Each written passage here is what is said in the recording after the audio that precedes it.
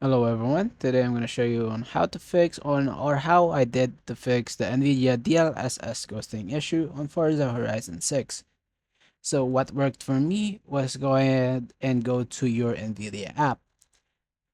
The first thing I did was go ahead and go to your graphics settings on your Nvidia app.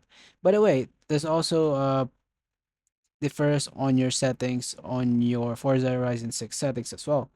So on the Nvidia app, go ahead and first click on graphics. To click on graphics, go ahead and click on global settings. Over here, you will find the DLSS override mode presets. Just go ahead and click on the first one. What we're gonna do is change the preset of the resolution here on the second row. Just go ahead and click on it. Again, this might differ what might work for you. It could be preset M or preset L. What worked for me, which I have 1650 Ti, I had preset L and it worked fine and removed the ghosting issue on my Forza Horizon 6. Just go ahead and click either preset L or preset M, whatever works for you, and then click apply.